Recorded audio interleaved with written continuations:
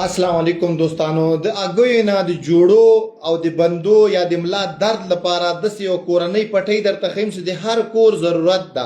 او ډېر داسې ملګري چې بندونه یې زور واخلي یا واوړي یا وځي نو هغه پریشانوي عموما چې کوم وطن نه بهر ورونه دي ډاکټر ته په اسانه باندې لاسرسی نشي لري د خیرات لپاره ده انشاءالله ډېرونه غوښتونکي دي او تاسو هم صاحب داسې پټۍ ده چې د چا لاس اوښتی جوړې زور میندلی یا عموما د چا په ملا کې د مورو سره درد وي درد به فوري اولې پټۍ سره نه کېدی تاسو ته معلومات کېږي او بل هغه کسان چې لاس یې وتی وي جوړې وتی یا لاس یې مات سوی وي او درد کوي نو انشاءالله اګۍ نه یعنې کې داسې پټۍ درته جوړوم اګۍ ده کورکمن ده اوړه دي مالګه ده پوره طریقه درته بیان کوم انشاءالله چې دعا به راته کوئ هغه ورونه چې پریشانوي دردونه د دردو لپاره پټۍ درته ښیم دوم هغه کسان چې هګۍ خوري عموما د دې غلط استعمال کوي عموما کسان هګۍ ماته کې ګرمیو کې دې ګرمیو کې د نیمبو زیاتر د نیمبو اوبو کې مکس کوي بیا د ګردو میکروب لپاره چکي دا غلطه طریقه ده هګۍ سره به هیڅ کله نیمبو نه مکس کوئ چې نیمبو تاسو مکس که دې نه زهر جوړېږي تاسو ګردې ښه کېدو په ځای الټه خرابېږي دا د ګردو میکروب ته کار نه کوي الټه میکروب زیاتوي باید دا نیمبو سره استعمال نه کوي او که څوک دا تقویت لپاره استعمالوي مقصد وغواړي د ملا د قوي کېدو لپاره کورنۍ چې کوم هګۍ اصلي طریقه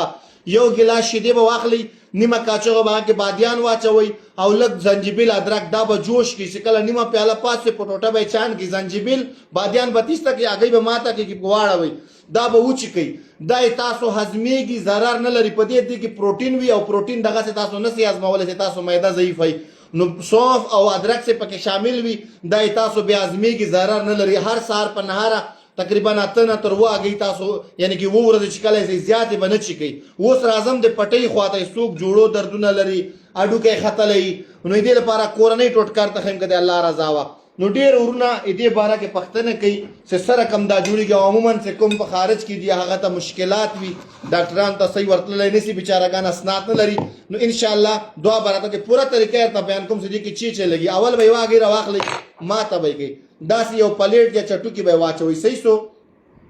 هګۍ شوه دې نه مخکې به تاسو دا کورکمن چې دا ما سره ټکېدلی نه تاسو به کورکمن ټکېدلی واخلئ صحیح ده زه درته اوس طریقه ښیم دا در لږ وټکوم ټول طریقه ته بیانوم انشاءالله دا کورکمن به وټکوئ تقریبا د یوه هګۍ کې تقریبا داسې 1 ګرام کورکمن لګي 1 ګرام مطلب دومره ثابت هندومره ټوکړه دی کورکمن روغ باخلئ ټکېدلی به نه اخلئ کیمیکل وي خپله به یې ټکوئ دا به داسې هګۍ ور واچوئ 1 ګرام کورکمن یوه هګۍ صحیح شو زیړ او سپین به یې دواړه اخلئ صحیح ده زیړ او سپین یعنی کې دې دواړه استعمالیږي یو شی به نه استعمالوئ هېڅ کله زیړ او سپین دواړه یعنی کې 1 انچ یا د 1 انچ که درته دا کتلی یا 1 ګرام کورکمن دا په دې هګۍ کې ور واچوئ دا مالګه ده دا کتلی سي دا د وړو مالګه ده کومه موږ تاسو چې خورو یو نخود که درته مالګه پکې واچوئ دې کې صحیح ده دا وړه دي دومره وړه دا یو کاچوغه دی هغه موږ تاسو کوم پیرني پې خورو دا وریځې پې خورو هغه به کرته به تا دې کې وړه واچوئ صحیح شو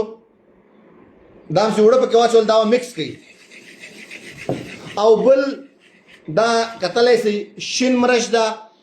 د دې لپاره چې د چا ملا درد کوي که سره مرچ پیدا کړي هغه وچ سره مرچ هغه به دې کې 1 ګرام ور واچوئ سره مرچ 1 ګرام دا شین مرچ د دام پوډر کې ورچولی سئ چې وړکې پوډر کړی په چټو کې په دې هګۍ کې به شامل کړي که دا نه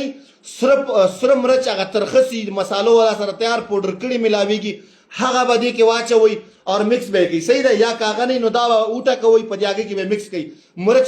یعنې کې دې کې ځکه اچوو چې مرچ چې تاسو په هګۍ کې واچول دا به تاسو چې کومه غوښه یې چې هغې باندې ولګېږي فوري ریاکشن کوي ګرمایش ورکوي هډوکي ته جوش ورکوي مرچ نو دا به دې کې واچوئ چې واچوله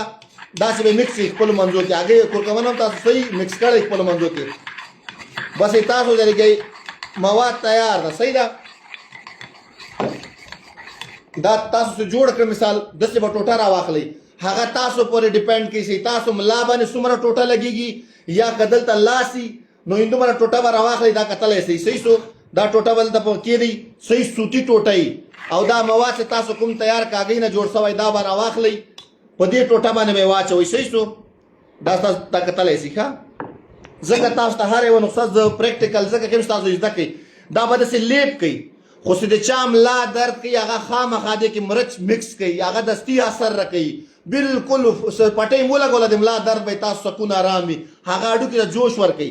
داسې تاسو ولګوله بس دا به راواخلئ دا کتلی چې پټۍ تیاره ده بس په لاس به یې داسې کېږدئ ټوټه به یې تاوه کوي ښه کلکه وبه یې تړئ یعنی که 2 ورځې بعد دا پټۍ خلاصیږي بیا به 2 ورځې بعد بیا دا پټۍ وکړي چې چا لاس زور میندلی یا یې هډوکی مخکې فریکچر سوی ډاکټر ته نشي تللی نو 3-4 پټۍ سره د الله په فضل تاسو لاس بیرته روغیږي او دې نه علاوه چې چا ملا درد کي په دې ملا باندې تاسو دا لګولی سئ چې وملګوله دا خپله چې وچه سي نښلي که نه یې پلستر هم پې بار لګولی سئ